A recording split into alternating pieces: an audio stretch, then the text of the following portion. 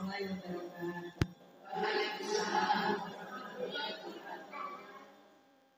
Sehat-sehat Ibu katanya. Sudah dapat seneng gitu, sambil dahar enggak? Alhamdulillah, sangat bahagia sekali bisa bertemu dengan ibu-ibu ini. Usianya berapa? Oh, masih muda. Kepala 2, 3 atau kepala 1? Alhamdulillah ya, di pagi hari ini saya tadi lewat Joglo, ternyata masih ditutup. Jadi agak muter-muter gitu dan saya cuma berdoa ya Allah semoga sampai. Dan ternyata masjidnya tadi ke masjid sebelum ini kecil. Oh ternyata bukan ke saya dan tidak sampai ya. Semoga nanti kita saling berbagi. Saya yakin ibu juga punya pengalaman dalam mendidik putra putrinya. Nanti kita saling berbagi, saling sharing. Siapa tahu saya juga bisa menyerap dari jenengan dan seterusnya. Salam dan salam semoga terima juga kepada Rasulullah Muhammad. Salam dan berkah sampai dari orang-orang yang senantiasa mencontoh Rasulullah hingga akhir nanti. Ibu sekalian, mohon maaf kalau nanti mungkin ada beberapa hal yang tidak berkenan karena bisa jadi pengalaman kita beda, teori kita beda, dan hasilnya juga berbeda. Tadi saya diperkenalkan oleh Bu Hilda. Oh Bu Hilda, saya dari Lecong, Lecong itu dekat sekali dengan PNS. Jadi kira-kira 1 kilo nggak ada PNS. Kemudian benar, anak saya 4 laki-laki semua. Di sini yang putranya paling banyak berapa? Ada yang saya 4. Oh berarti yang paling banyak nih. Yang nomor 1 SMA, nomor 2 SMP, nomor 3 SD, yang paling kecil kelas 1. Gitu ya. Berbicara tentang pola asuh anak usia dini. Usia berapa nih? Usia 0 sampai 6 tahun. Bagi yang putra putrinya masuk SD 6 tahun, kayak anak saya, berarti masih masuk usia dini. Nanti setelah dini ada remaja, kemudian ada pra-dewasa, ada dewasa dan seterusnya. Apa yang menarik dari anak usia dini ini? Mungkin ini banyak anak kecil gitu. Yang menariknya adalah yang pertama mereka tidak tahu itu benar apa salah. Pernah nggak jenengan menyaksikan anak-anak kita itu agak aneh? Anak saya kadang susu dikasih pisang buah, cuampur gitu. Dicuampur terus nanti dikasih permen macam-macam sampai kakaknya marah karena kakaknya udah gede kan biasanya. Itu loh namanya gitu. Akhirnya enjoy saja. Terus dia ternyata enak gitu. Saya juga heran. Kok ilmu kamu gitu? Atau mungkin saat kadang anak-anak iseng ya Bu, iseng beli mainan gitu, dia bisa bongkar tapi nggak bisa masak. Atau suatu saat kita dibilangin sing rada aneh. Ibu itu loh, masa kamu nggak boleh gitu. Jajan nggak boleh, ini makan nggak boleh, main nggak boleh. Terus saya mau disuruh ngapain gitu. Jadi anak-anak usia dini yang pertama adalah mereka nggak tahu itu baik apa tidak baik. Maka kalau lingkungannya nggak baik, apa yang terjadi pasti ikut tidak baik. Pernah saya kadang anak saya pulang itu dia pulaan kata-kata. Nah, saya kan pulang sore terus main gitu ke teman-teman. Nanti nggak pulang, saya dengar ngomong apa ya? Jadi kira-kira dulu datangku gitu. Nah itu artinya apa? Nggak tahu gitu. Nggak tahu. Makanya kalau pas anak kita agak aneh atau super aneh, jangan langsung ditanya dulu atau didengerin dulu. Walaupun kadang-kadang sekarang itu ditanya, kamu lagi ngapain itu? Mama itu kepo banget. Oh berarti nggak boleh ya? Enggak. Gitu ya. Yang pertama itu dia tidak tahu it's right or wrong. Ini baik apa buruk, sama sekali nggak tahu. Makanya kalau kadang dia pengen nyoba buat tenda, karena tendanya dari spray. Jadi sampai mungkin yang bekerja sampai rumah itu produk kesel macam-macam, saya ke rumah, masya Allah rumahnya mantap. Anaknya nganggo tenda macam-macam gitu. Terus ngisor ya segala macam ada. Nah, anak saya tambah jauh-jauh di luar bawa masuk semua. Karena mereka mau yang kedua adalah pengen mengeksplor, pengen mencoba. Aku nek buat ini sama ini jadinya apa sih gitu. Pernah nggak lipstiknya diambil? Dipakai buat apa, Bu? Biasanya ada air kan dibuka. Oh ternyata kan dapat, kalau TK sama itu buat pelajaran yang warna hijau sama warna putih dicampur jadi apa? Mereka pengen itu. Oh lipstiknya itu ternyata merah, satunya oranye, gabung jadi. Makanya tidak heran kalau rumah kita rapi banget, ada coretan sana sini. Kalau punya anak kecil rumahnya nggak ada coretan, kemungkinan anak itu lebih. Jadi main nonton, oh ibu nggak banget. Itu ciri yang kedua. Jadi anak-anak itu selalu pengen mencoba. Kalau aku naik sepeda mobil, apa yang jadi? Oh jatuh. Naik jatuh, sininya berdarah, baru dia akan menyimpulkan, oh ternyata naik api ngebut jatuh. Kalau jatuh berdarah. Walaupun kita ngomong 1000 kata, Dek, buat sepeda pelan-pelan tadi. Nanti nek ngebut jatuh ya, enggak aku nggak jatuh. Sebelum dia merasakan nggak akan percaya. Itu yang kedua. Terus yang ketiga, dia selalu pengen tahu. Makanya kalau anaknya bertanya, pertanyaannya bersambung terus, jadi dijawab. Bu, kenapa kok matahari itu lebih besar dari bulan? Kenapa kok matahari hanya terbit setiap pagi, tidak malam? Kenapa? Kalau misalnya pas kita capek, bilang aja, maaf ya, aku lagi capek, agak nanti. Dia kan paham. Tapi kalau bilang, kok terus sih?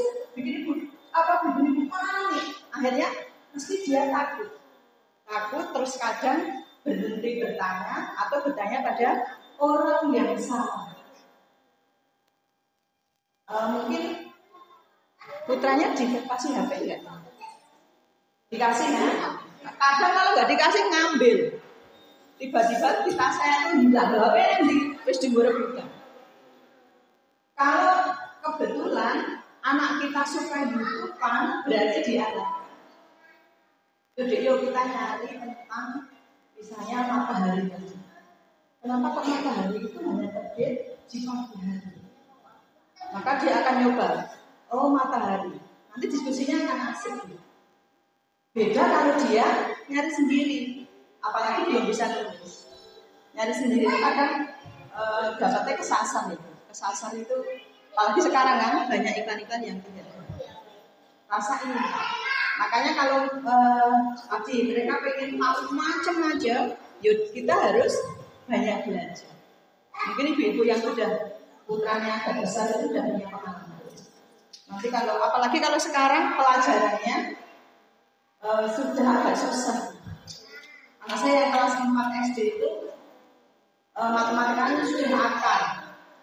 Kalau nggak akar, nanti pangkat dulu. Padahal saya Islami, matematikanya begini, oh ternyata angel. Makanya sebelum belajar anak, ibu belajar dulu. Itu ya ciri yang ketiga. Kemudian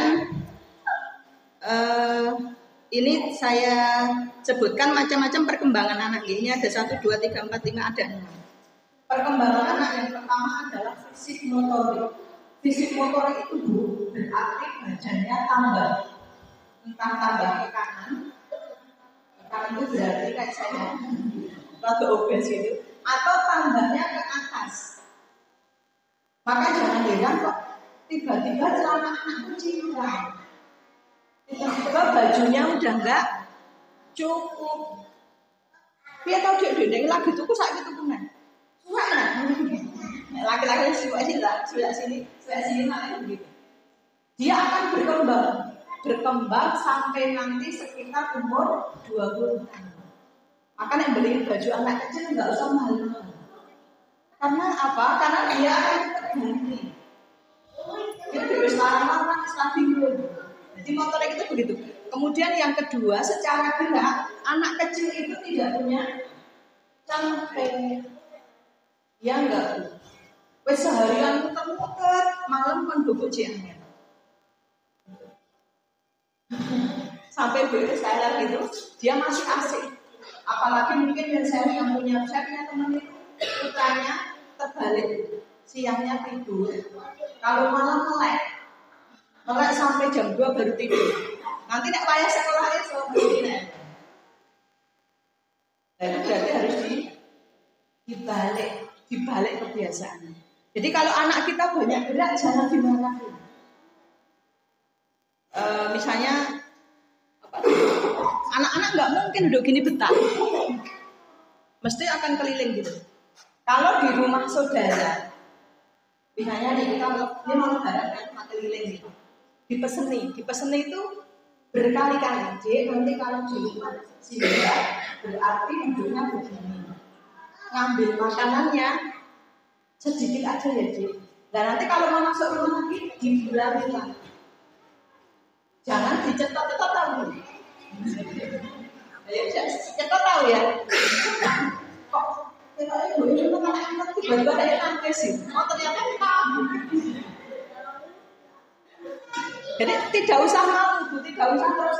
Ya Allah anak sopo apa dengan dari gitu. Anak-anak itu sehari dikasih tahu 1, 2, 3 sampai 10 kali ini. Makanya kenapa kok kita cerewet? Kayak misalnya naruh baju kotor itu habis mandi.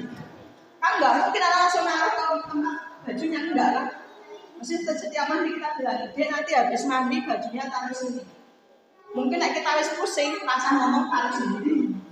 Itu walaupun mereka akhirnya nggak belajar. Oh ternyata yang naruh nanti ibuku. Aku nggak usah repot-repot. Jadi yang pertama adalah perkembangan apa? Baik secara pertumbuhan maupun secara gerak. Justru kita harus curiga kalau anak kita nggak naik-naik tingginya. Kok anakku semua lah ya gitu. Anak saya yang ketiga dan 4 itu hampir sama, jaraknya itu hampir 4 tahun. Tapi disusul aja dia tinggi. Sampai kemarin dia itu tidur cerita, ngapain ya kok badan nggak bisa besar-besar gitu. Terus tak motivasi makan yang banyak, nggak bisa gitu. Jadi kalau masih usia TK sering diukur tingginya. Mungkin sekarang juga sering ya. Oh ternyata tingginya di usia segini ada segini. Kalau anak kita diam saja, kita wajib curiga. Jangan-jangan anakku sakit. Jangan-jangan anakku nggak nyaman. Tidak usah bahagia anak kita anteng. Aku bahagia banget alhamdulillah sekolah yang gitu. Kok bisa lama kok? Lah anakku anteng di mana? Tidak, itu tidak menjamin dia baik.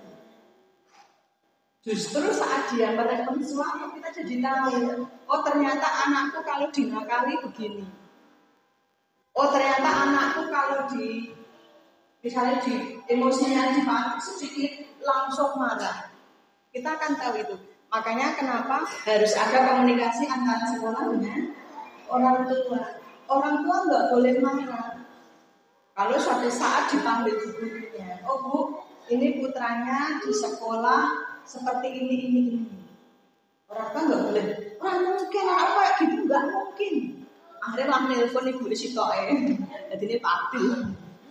Itu kenapa? Karena kadang-kadang anak kita itu nggak berani. Oh pupung rano ibu, pupung rano bapak. Bebas ya. Itu yang pertama ya. Jadi perkembangan motoriknya harus sesuai dengan perkembangannya. Bagaimana kalau di masjid? Ini mau Ramadan. Adakah anak-anak yang sholatnya anteng? Kemarin saya itu pulang nangis. bulan kemarin. Pulang nangis keras. Anak saya yang ketiga itu suka ada. Dan nggak tahu kok nggak ada dan pulang nangis. Nangis bener gitu. Terus saya tanya kenapa nangis? Aku dimarahin. Oh dimarahin. Pasti salah. Enggak, tapi malah bela bapaknya. Tapi enggak bela juga kenapa gitu. Terus dia cerita. Aku tuh mau ada, tapi bijak temenku Gojek. Berarti kan salah. Terus dia enggak selesai udah kita Gojek. Terus sampai bapaknya itu terganti pas sholat sunnah. Terus kemudian saat anak saya marah, saya nggak kasih tahu. Oh ya ben biar dia netral dulu ya, dia kan baru emosi kan. Ya udah kakak nggak mau hidup maaf dulu aja. Terus setelah beberapa saat saya kasih tahu masjid itu bukan tempat untuk bermain. Masjid itu tempat untuk sholat. Makanya kalau main di luar masjid. Tapi itu dikasih tahu setiap saat nggak bisa. Ada tuh kan yang masjid modelnya sama sekali nggak ramah anak. Pokoknya kalau ada anak suruh pulang. Saya pernah mampir sholat di masjid itu. Habis salah imam itu marah-marah. Kan anak itu boleh. Terus aku langsung terus anak tak tahu. Padahal harusnya nggak begitu. Kalau anak-anak sejak kecil tidak kenal masjid, pasti besarnya nggak mau ke masjid. Nanti masjid isinya hanya mbah-mbah. Sing adzan mbah-mbah, bukan mbah-mbah, imam mbah-mbah, makmum mbah-mbah. Itu yang pertama tuh ya. Kemudian yang kedua adalah perkembangan kognitif. Kognitif itu berarti pola pikir. Pola pikir. Dia mulai bisa mengenal warna, mulai bisa mengenal bentuk benda, mulai bisa mengenal oh ini bapakku, ini ibuku. Kalau laki-laki itu berarti jadi bapak, kalau perempuan jadi ibu. Kalau ada sesuatu yang aneh, pasti dia juga akan tanya. Kok seperti itu ya misalnya? Kok kayak gitu? Pasti dia akan tanya. Karena kognitifnya akan selalu berkembang. Nah, tugas kita apa ini? Tugas kita memberikan stimulus, respon. Anak-anak itu jadi kan suka nulis ya. Suka nggak? Nulis mulai sekarang. Walaupun nggak betah lama. Terutama anak laki-laki, dia nggak akan betah lama. Jadi kalau pas misalnya kita ajak pengajian, diajak apa gitu, kita bawa kertas atau buku biar dia punya aktivitas. Suruh nulis apapun, nulis perasaannya, nulis teman-temannya, atau mewarnai atau apapun. Itu untuk merangsang sisi kognitifnya. Makanya kalau di sekolah ada pelajaran belajar mengenal huruf, di rumah juga harus ada. Kalau di sekolah ada pelajaran belajar Iqra, di rumah ibunya juga harus mempelajari Iqra.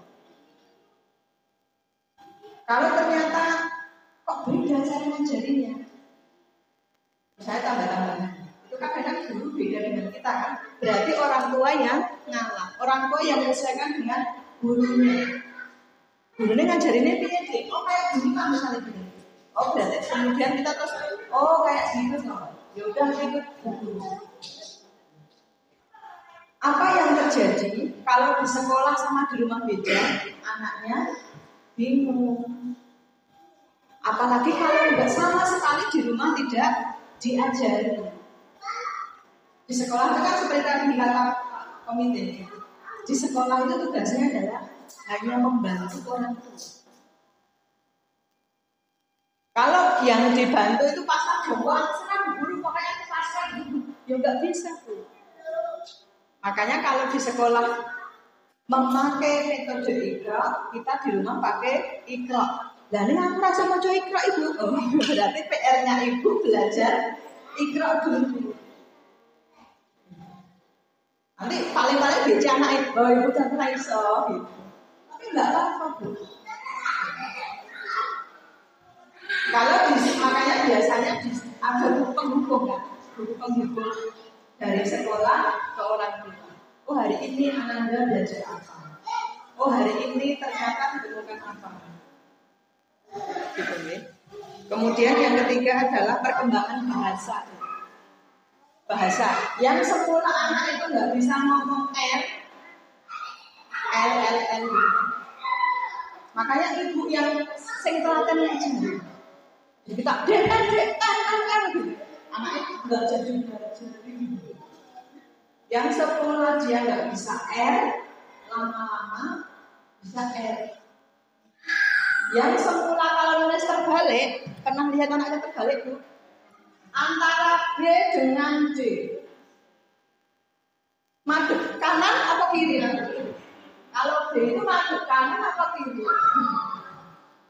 Berarti kita harus ngasih rumus yang anak-anak cepat ingat. Kalau B itu D, kayak B, misalnya gitu. Oh, B gitu ya. Terus kalau C kayak apa nih? Berarti kita cari ide lain. Ya, itu perkembangan kognitifnya. Saya dulu pas hamil anak kedua, kebetulan pas kuliah. Seperti tadi yang dari angin, tergantung gitu. Pas kuliah, anak saya itu sekarang sukanya baca terus. Baca nggak peduli hari, nggak peduli waktu. Sampai naik malam tak uyak tidur karena baca terus. Pas juga tak, ini sekolah baca terus. Walaupun baca itu positif Bu, tetap harus diarahkan. Nek wayai sholat ya bukunya ditaruh sholat dulu. Itu yang sudah SMP apalagi masih kecil-kecil. Kalau pas anak kita menemukan bacaan yang nggak baik, berarti kita yang meluruskan. Oh ini nggak baik Bu. Atau melihat gambar. Gambarnya ini. Oh kalau kemarin saya cerita. Pas dia mau ke masjid, ada mas-mas pipis di depan masjid. Sini ada nggak ya? Di sektor gitu. Aku malu banget. Anak itu aku malu banget itu loh pipisnya di situ, gitu di jalan gitu. Nah itu harus disampaikan Bu. Kayak gitu memang ada. Tapi harus dikasih tahu bahwa itu nggak baik. Kalau pipis itu ya di kamar mandi. Pakai adab yang baik. Karena pasti nanti anak-anak kita akan ketemu banyak hal yang tidak baik. Misalnya tiba-tiba ketemu orang rokok. Pasti dia akan tanya kan, kenapa ada orang yang merokok dan tidak merokok? Kenapa kok ada orang yang sholat dan tidak sholat? Kenapa kok dan seterusnya? Itu yang ketiga, gitu. Kedua, kognitif. Yang ketiga adalah bahasa. Bahasa ini penting sekali. Kalau ibu-ibu pengen anaknya basa kromo dengan bapaknya, kira-kira ngajarinya gimana? Gimana? Misalnya, Dek, mulai sekarang kalau bapak itu basa arus. Caranya gimana? Betul, ibunya basa sama garwane. Karena dia pak. Nanti anaknya, bu. Piye to harus diomongi loh. Jadi sesuatu yang dipelajarkan itu jauh lebih maju. Nanti lama-lama anak kita akan tahu, oh ternyata ibu itu ngomongnya apa ya? Sama bapak ibu, oh ternyata ini bosok ngomong. Dia akan pelan-pelan. Dipanggil, Dek, oh dia karena tahu ibunya juga begitu sama bapaknya.